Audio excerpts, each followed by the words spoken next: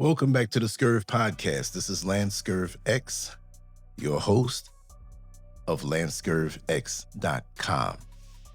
Today's segment is titled, Are People Really Attacking You or Exposing Your Wounds? The real reason certain people trigger you so deeply. I want you to listen closely to this one because we're going to go deep. We're going to answer a few questions. Nobody ever sat us down and taught us what to do with emotional pain. Nobody taught us what to do when somebody cuts us off in traffic, humiliates us in public, talks down to us at work, betrays our trust, or says something so sharp that it cuts straight through our soul. Most of us were simply thrown into life and forced to react the only way we knew how. We copied what we saw. That's it. We borrowed emotional habits from the people around us and started calling those habits our personality. That's the tragedy right there. Many people walking this earth think they know who they are, but what they are really living out is a collection of emotional programs they inherited from childhood. Somewhere between the ages of 3 and 12, your mind became a recording device. It watched your family, your environment, your culture, and every emotional response around you. Your young mind had no filter. It absorbed everything. It studied anger. It studied fear. It studied silence. It studied rage. It studied emotional shutdown. And then it quietly stored all of it away as normal behavior. So now, when someone disrespects you, embarrasses you, ignores you, or challenges you, your nervous system doesn't stop to think. It simply runs the old program. The reaction feels automatic because it is automatic. Your jaw tightens before you even realize it. Your breathing changes. Your voice sharpens.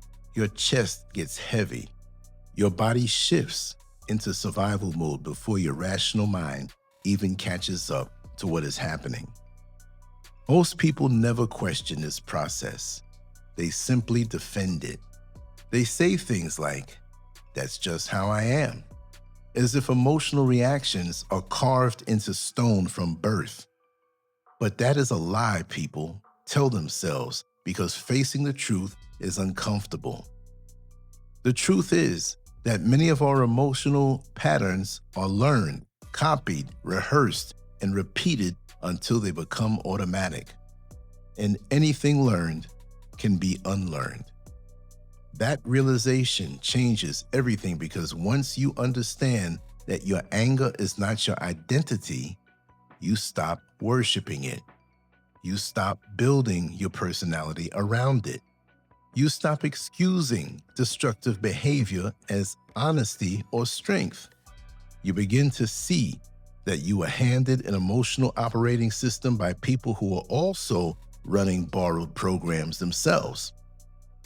Generations of pain, fear, frustration, emotional suppression, and reactive behavior have been passed down like an old family heirloom. But what was inherited does not have to remain permanent. Every single person alive has triggers. Some people explode when they feel ignored. Others react violently when they feel criticized. Some shut down emotionally when they feel rejected. Others become defensive the second somebody questions them. These reactions are not random. They are connected to unresolved emotional wounds that have been living quietly beneath the surface for many, many years. The average person spends their life trying to avoid triggers instead of studying them. They avoid certain conversations. They avoid accountability. They avoid uncomfortable emotions. They avoid certain types of people. But avoiding triggers does not heal them. It only hides them temporarily until the next situation pulls them back to the surface again. What people fail to understand is that triggers are not the real problem. Triggers are messengers. They are exposing areas inside you that still carry pain, insecurity, fear, rejection, shame, or emotional confusion. The reaction you experience today is often connected to something much older than the present moment. That is why two people can experience the same exact situation and react completely different. One person gets interrupted in conversation and barely notices. Another person gets interrupted and feels rage building inside them for the rest of the day. The difference is not the situation itself. The difference is what the situation touched inside of them. Every emotional wound leaves fingerprints on the nervous system. The person who constantly feels disrespected may have grown up feeling unseen. The person who overreacts to criticism may have spent childhood being judged harshly. The person who explodes over abandonment may have experienced deep emotional neglect early in life. The trigger is not creating the problem. The trigger is exposing pain that already existed.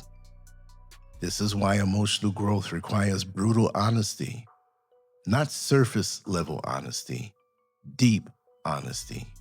The kind that forces you to stop asking, why are people doing this to me? And start asking, why does this affect me so deeply? That question changes your entire life because it shifts your focus from controlling others to understanding yourself. There's a tiny moment that exists between what happens to you and how you react to it. Most people never notice it because their reactions happen too fast. But that small moment is one of the most powerful spaces in human existence. Inside that space is your freedom. Inside that space is your power. Inside that space is your ability to choose. Most people live like emotional machines. Trigger in, reaction out. No pause, no awareness, no self-control. Just automatic programming running over and over again until relationships are destroyed, opportunities disappear, and regret becomes a lifestyle. But emotionally intelligent people train themselves to live inside the pause. They practice slowing down long enough for the rational mind to come back online before the emotional brain takes over completely. They understand that the pause is not weakness. The pause is power. One conscious breath can change the direction of an entire interaction. One pause can stop an argument from turning destructive. One moment of awareness can prevent years of damage. But people underestimate breathing because it sounds too simple. They want dramatic solutions while ignoring the fact that the nervous system responds directly to breathing patterns. When your breathing slows down, your body receives a signal that danger is decreasing. Your heart rate changes. Your nervous system settles.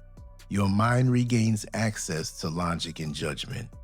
That breath interrupts the emotional hijacking process and returns you to conscious choice. This is why calm people seem powerful. They are not necessarily stronger than everyone else. They simply train themselves not to surrender control to every emotional impulse.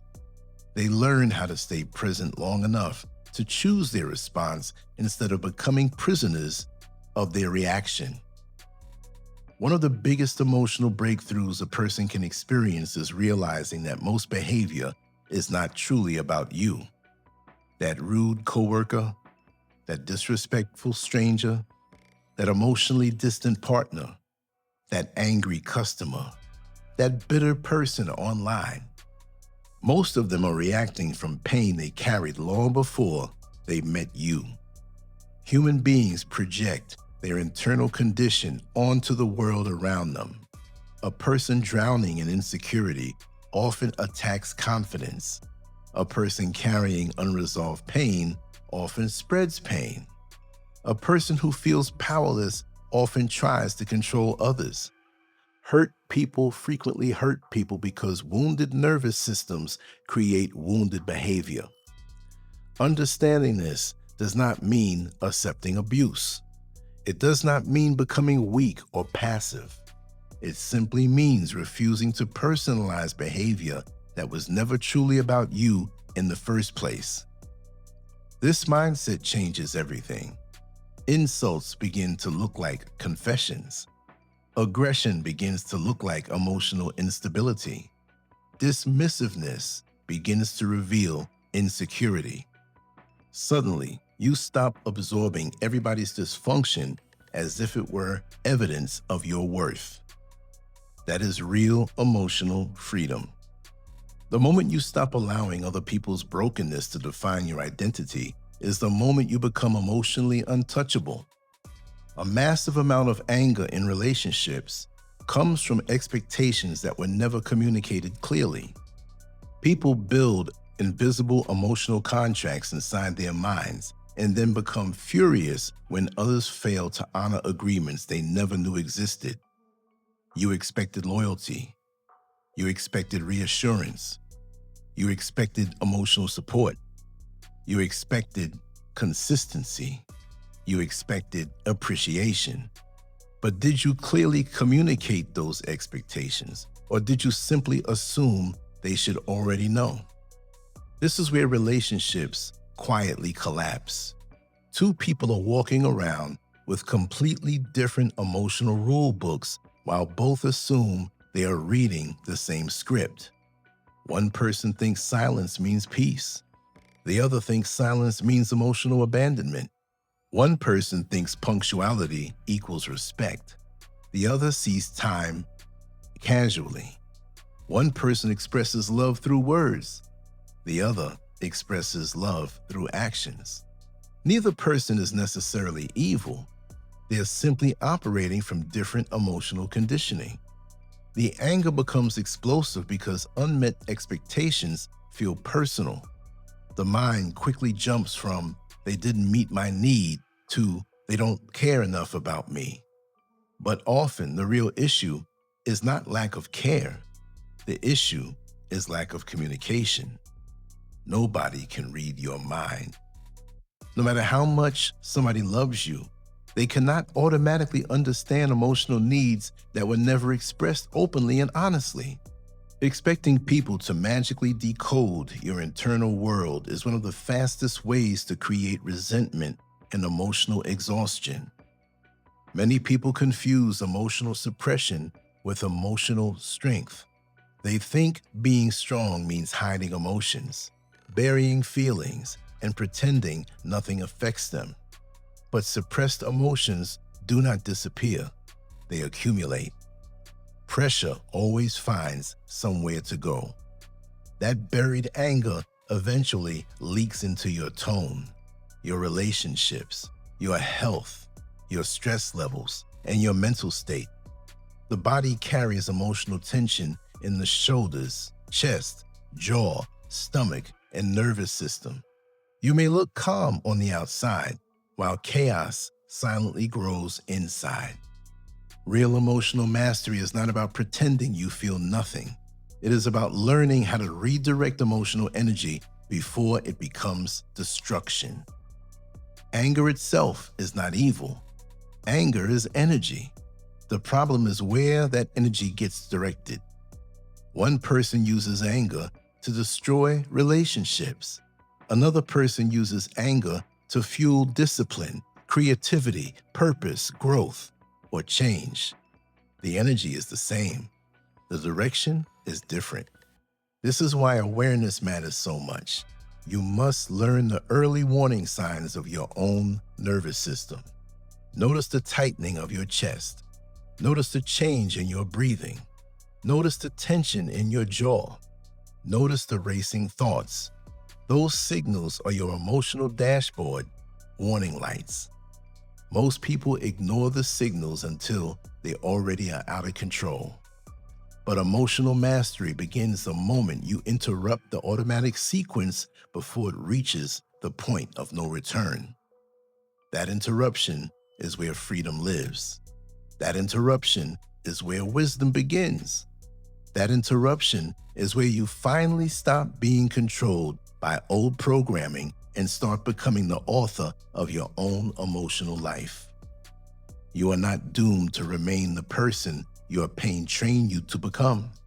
You're not required to keep running inherited emotional software for the rest of your life. You're not trapped inside the reactions you learned during childhood. Everything that was conditioned can be reconditioned. Everything that was programmed can be upgraded. Everything that was inherited can be examined and changed. But that transformation begins with awareness. It begins the moment you stop identifying with every emotional reaction and start observing it instead. It begins when you stop defending your dysfunction and start questioning it honestly. The world is full of people who are emotionally reactive but spiritually asleep. They move through life blaming everybody else for the storms inside them while never realizing they are carrying unhealed weather systems from years ago. The strongest people are not the loudest people. They are not the most aggressive people. They are not the people who dominate every argument. The strongest people are the ones who can remain conscious while emotion is trying to take control.